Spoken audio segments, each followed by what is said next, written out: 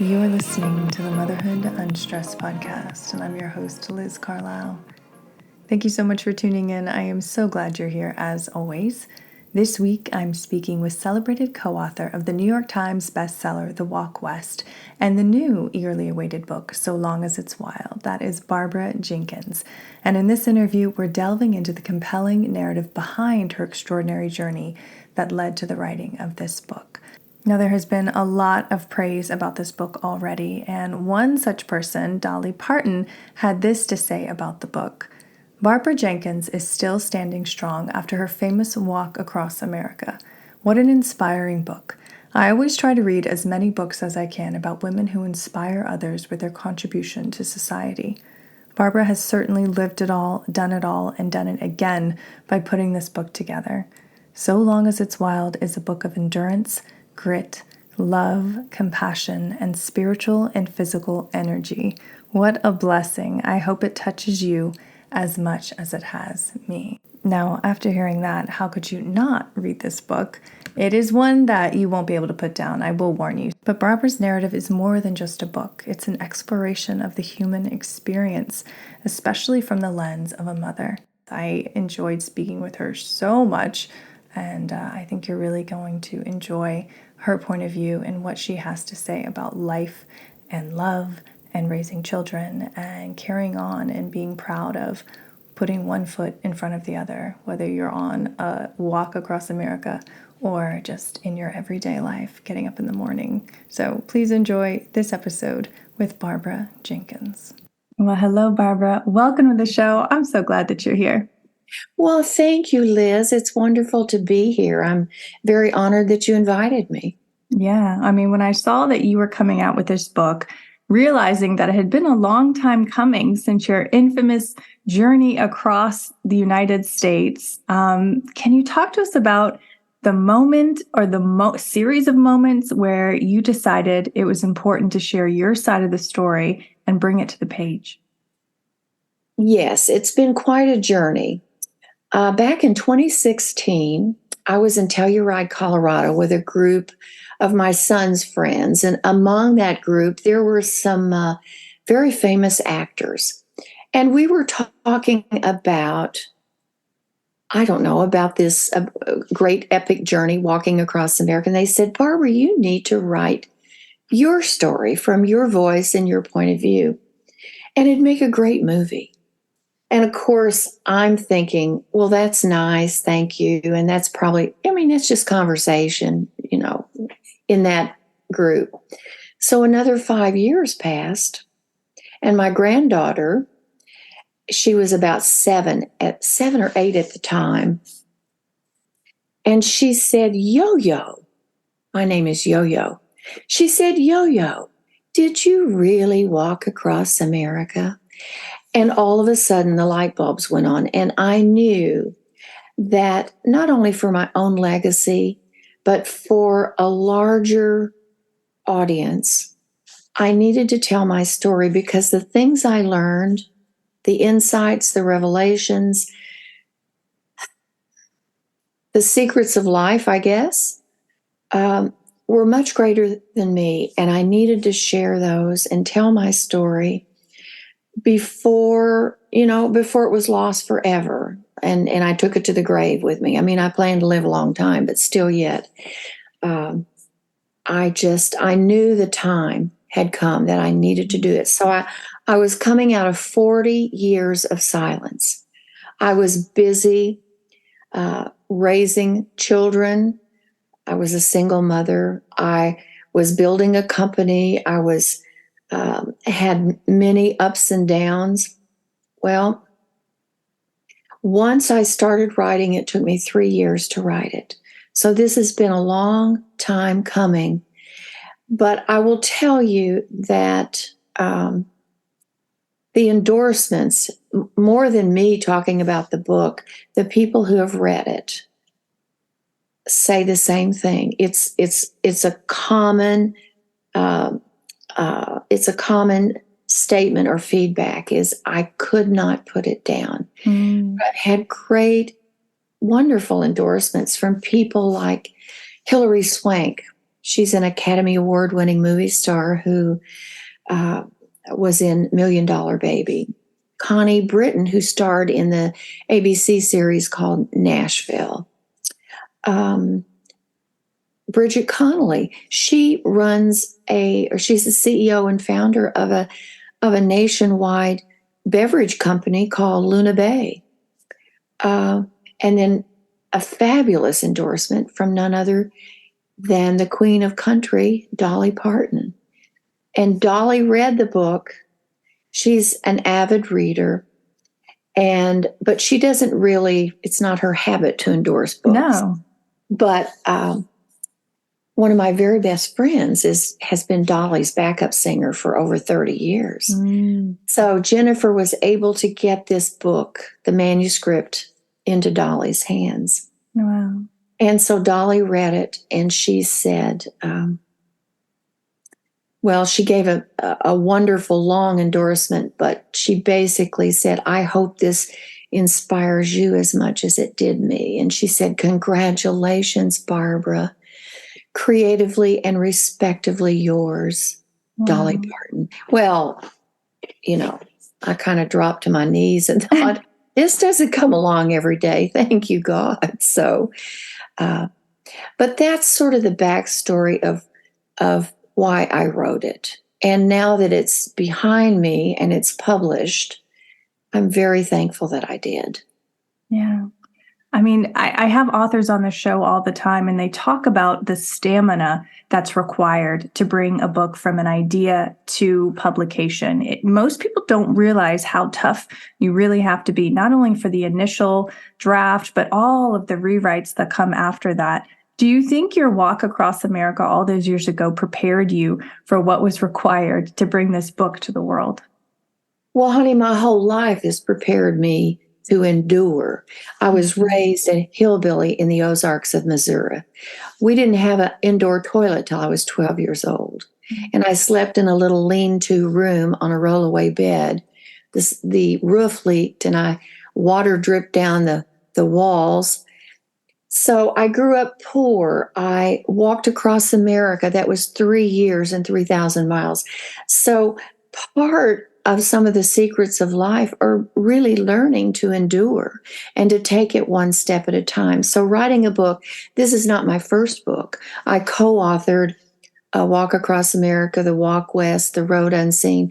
So writing was a part of my background, and I always loved to write. But once I was in this long season of raising children and basically trying to survive and build a business, there was no time to write. So once the time was right, and I began to write, yes, it took 3 years, a lot of perseverance, a lot of stamina, because, there are different kinds of writers. There are very informational and didactic and kind of collegiate writers, but then there are creative writers, people who write novels. Well, I'm a creative writer, but I had all the stories and all the fodder to write it. It was just a matter of doing it. And that process took 3 years. It's a lot of twists and turns, a lot of high adventure. Wow. I mean, can you talk about some of the stories that you include in the book, ones that you knew you had to have in there, ones that you wish you could have fit in, but there were just too many? But what are some ones that you really are happy that you shared? Well, there are so many stories, but the adventure was so great. But I mean, I trapped alligators in the swamps of Louisiana. I suffered heat stroke in the deserts of Colorado. We experienced a tornado. I fell off a 13,000-foot peak, an ice glacier, almost to my death. I was hit by a car in Salt Lake City. I'll tell you one story, and your readers will love this, because at the heart of everything, I'm just a storyteller. And I grew up, like I said, in the Ozarks of Missouri. And what we did, people would sit around on their porches and tell stories. There was no internet, no television. We were lucky to have a telephone. And I mean, people would laugh and tell these funny stories of things they did back in the old days and in the country. Well, this is a story from the walk. And we were crossing Oregon, and it was the coldest winter since 1919. And I had just learned that I was pregnant with my first child.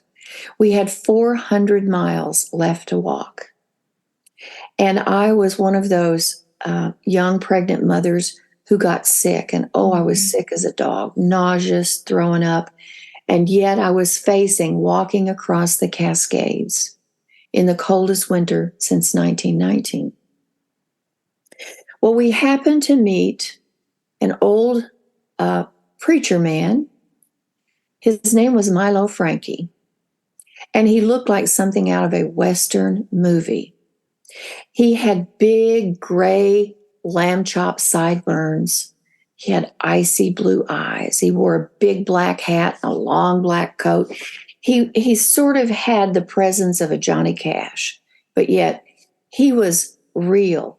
And he had spent his life as a kind of as an itinerant preacher. He would ride horses and go up into the mountains and preach to the loggers and the miners. And he'd go to the saloons and sit next to the men sitting over their whiskey and talk to them. He knew the demons they were fighting, and he knew how to fight them.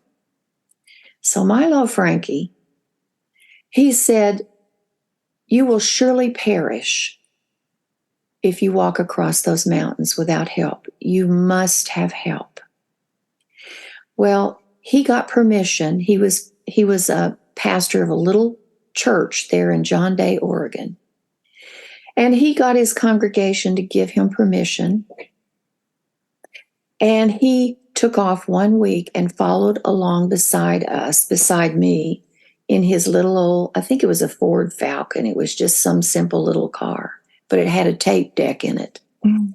And he'd plug in these old gospel tapes, turn them up as loud as they could go, roll down his window so the heat would blow out on me as I was walking alongside. I walked at 2 miles an hour. He drove at 2 miles an hour. And so he'd plug in one of those gospel tapes, and the Bee Gees were popular at that time, and I would have preferred the Bee Gees. But I was thankful for any kind of music, anything to distract me from the cold and the nausea. So we moved along. My head was down. There were blizzards and whiteouts, but one step at a time. Well, one day or one moment, Milo stopped the car. He got out and he rolled in the snow. And he said, "Oh, look at me, look at me." And he was doing anything to encourage me and keep me laughing. And he'd make angels in the snow, and I would laugh. And I knew his antics were working because he was encouraging me to keep walking. And then at one point, he hollered at me out the window and he said, "Come on, Barbara, baby. You walk, girl, and I'll throw up." So he kept me. I said, "I don't know anybody else who has an old mountain preacher as a guardian angel who got them across those mountains." And he certainly saved my life and got me to the other side. So that's one of many adventure stories in this book. Wow, I got chills when you were saying that. That's incredible. So did you feel like you were protected and guided on this journey? I mean, something like that, such by chance that he came into your life and he really pulled you through. I mean, were there other moments where you were getting nods from something greater than yourself? Yes, there were nods all along the way. Let me tell you the big nod I got to even start this journey. I was working on a master's degree at a seminary in New Orleans, Louisiana. That's when I met Peter Jenkins. He had walked from New York to New Orleans. We met, fell in love. But then he wanted me to join him and walk from New Orleans to Oregon. Well, how's that for a proposal? I don't think so. So I was overwhelmed. We had feelings for each other and romance and all that, but I just needed something greater than myself to help me make that kind of a decision. I said, I will go to church with you one last time. And if I don't get some kind of message or something, then you go on, finish your walk, and I'll finish my master's. And if we still feel this way on the other side of this, then we'll pick up where we left off. Well, I knew it was going to hurt either way, whatever happened. But I just needed some sign, something to help me make this major decision. I was 27 years old. Well, we went to church one last time. The place was packed. It was called Word of Faith Temple in New Orleans.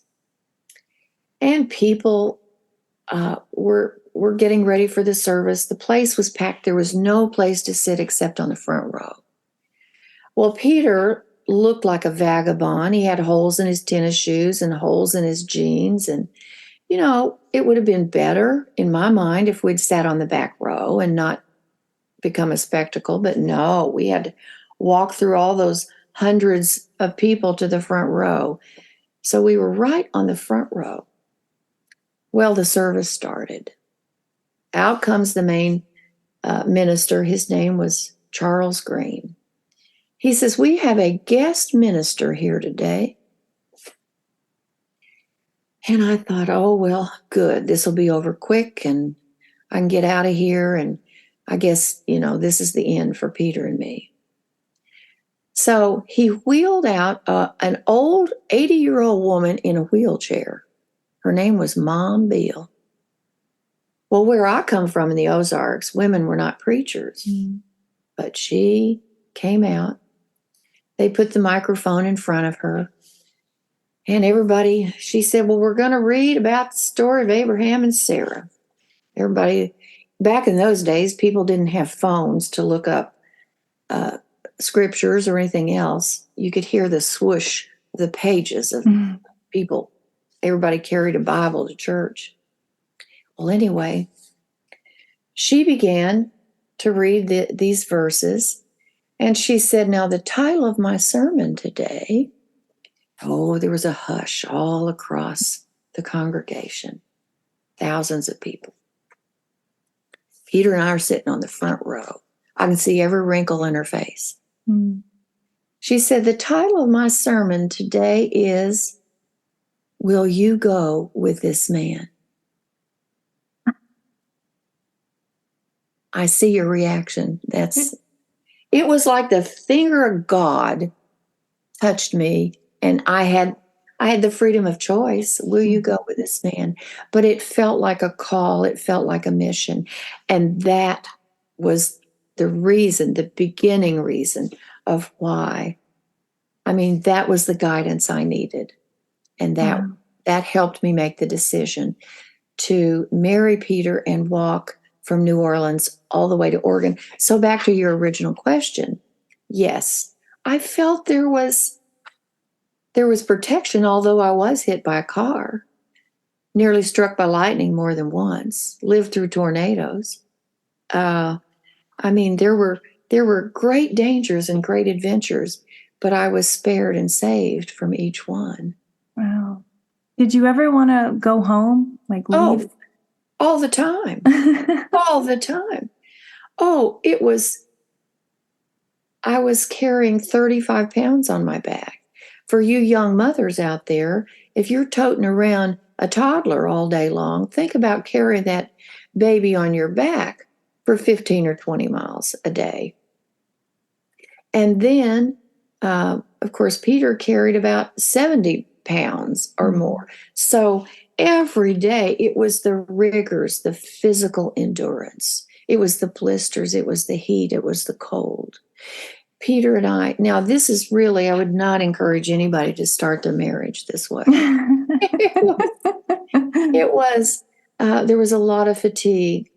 We fought a lot. There was a lot of impatience, a lot of, but just the endurance of all of it. So yes, I wanted to quit just about every day for 3 years. But then, you know, I think it's like anything. You learn a certain rhythm, you get into a certain rhythm, a certain mindset, a certain a certain understanding of what's happening. And I was more accepting as time went on. But it was difficult. It was hard. And yes, so many times I wanted to quit. In fact, let me tell you a story. We were in West Texas. We were staying on this ranch with an old couple named Homer and Ruby Martin. We had walked all day in the hot sun, and they pulled up in this white pickup truck. And out west, this was before the internet, so the telephone lines out there buzzed with gossip about this young couple walking across Texas. And of course, we were in little newspapers. And so all the farmers and ranches, everybody had their eye out for us, wanting to see where we were and where we were along the way. And of course, they all thought we were total fools. Mm. Well, one day this white pickup truck pulled up. Old couple named Homer and Ruby Martin. Did we want a drink of water? They had a big thing of water on the back of their truck. Well, then they invited us to get in the truck and come home. They'd cook us a meal. So we went to their house and stayed a few days and rested. Well, it was there that a big tornado happened to come. And the skies were black, and there were tornado warnings everywhere. And we knew Homer and Ruby. They had lived there their whole lives, so they knew exactly when we needed to head for the root cellar. Well, we watched that tornado from the porch, and it came right up to the edge of their property. They were wheat farmers and cotton farmers. And then it veered off and started going north, but it tore up the land and tore up everything. But anyway, after that tornado passed by, Ruby and I were sitting on the front porch. You could smell the earth, how it had torn up the earth, and just the fresh smell of dirt and sagebrush. And the stars started to twinkle, and it was a black night, and we were sitting there talking, and she knew that this was hard for me. We had looked at a road map the day before, and when I saw we were just in Texas and I still had to walk all the way to Oregon, you could have blown me over with a feather. So Ruby knew. She was an old pioneer herself. And so I didn't really complain, but I started to voice my concerns. And she said, "Oh, law, Barbara." She said, "Shoot, girl, this ain't nothing. You ain't lived till you've picked cotton all day long in the hot Texas sun, carrying 100 pounds for 25 cents 100 pounds. Well, girl, you can do this. This ain't nothing." Well, it was people like Ruby, just at my darkest moments, would come into my life and gave me the encouragement and the push and the undergirding that I needed to just keep going. Wow. Oh, I love that story. That's just one of so many more in the book. Yes. And then when you did finish the walk, you were on the cover of National Geographic. You and Peter just kind of blew up. You were on the radio. You were everywhere. How drastically did your life change after you completed the walk? After we ended the walk, we were kind of caught up in another tornado, another whirlwind. We had gone from sleeping on the ground and walking 15 miles a day to being jet setted all over the country, to staying in the finest hotels. it was a drastic, drastic change. And of course, I was pregnant with Rebecca. I gave birth to Rebecca the month we were on the cover of National Geographic. So our whole world exploded. We became like the sweethearts of America. And of course, National Geographic, that catapulted even more fame, more interviews, more publicity. And out of that, we began writing bestsellers. The Walk West. The Walk West, Peter and I co-authored that, and it became, I don't know, it became one of the most influential books on American culture in 100 years. It's part of the White House Library. It was a phenomenon. But then, because of the fame and fortune, we had money fell out of the sky. We bought a big, beautiful farm in Tennessee. We had 2 more children, so the family was growing. Opportunities were everywhere. But behind the scenes, my marriage was crumbling. Peter was gone 95, 96% of the time. And the temptations of wealth and money were just too much. And he broke the marriage vows many times, and that was just more than I could bear. So our marriage fell apart, and I had to basically start all over. And really, I started all over as a single parent, and it was very difficult because Peter was the star. So it wasn't like I could just pick up and keep writing books and doing all this stuff. It just came to a screeching halt. So my life changed dramatically and drastically. And it was reinventing myself once again. But I did. Yeah, you did. Do you think the fortitude that you showed during this walk, all of the miles and the blisters and the heat and everything, how did that inform your reinvention of yourself? You're rising from the ashes. You're doing it on your own as a single mother. Was that part of it, or because you had already been through that, was it almost, I don't even want to say it was easy to go through that because you had already been through so much, but did it inform how you approached this new chapter of your life? I think it does. All of life is made up of different seasons in your life. And growing up a poor hillbilly prepared me to walk across America. Walking across America and growing up a hillbilly prepared me to face that next season or next chapter of my life. I'd done without as a kid. I could do it again. I could find a way to make things work. But I think walking across America taught me to take life one step at a time and one day at a time. And you have to preserve your energy, your sanity, your sense of where you are in life. And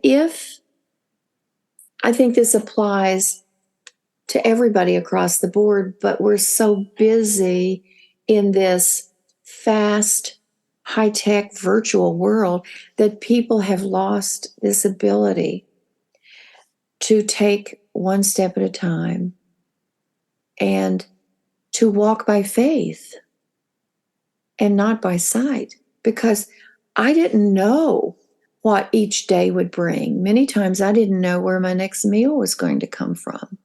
So that certainly prepared me. The challenge was to do it with 3 children. And that was my greatest challenge. My greatest sorrow in life was that my children didn't grow up in an intact home. But those are their stories, and they've all grown to be wonderful, productive human beings. Rebecca, my daughter, has a master's degree, and she has taught at the college level. She's now into competing with horses. She loves horses. My oldest son, Jed, went on to get a law degree from Pepperdine and has written 2 New York Times best-selling books. Mm. And then my youngest son, Luke, he is a business owner and has they've just bought a beautiful log home out in the country. He's my outdoorsman. Well, Jed is too. So anyway, I think all of those things in my past prepared me to face each day. But each day is a gift, and each day has its challenges. But don't panic. Just take one step at a time. Well, we could end it right there. That's so beautifully said. But to the mother listening who's tuning into this, just to round out the interview, what do you want her to know about your life, the book, or anything that we've talked about? What's something you want her to remember from this talk? I want young mothers to know that you have a destiny and that you are equipped with whatever you need to, like I said, take it one step, one day at a time, and to know that you, just like me, I believe I have fulfilled my destiny and I still have more to go. I don't regret anything in my life. And I want you to know that you have a destiny and that you too are the apple of God's eye. Wow, beautifully said. Barbara, thank you so much for taking the time to be on the show. And thank you for sharing your life story with my audience today.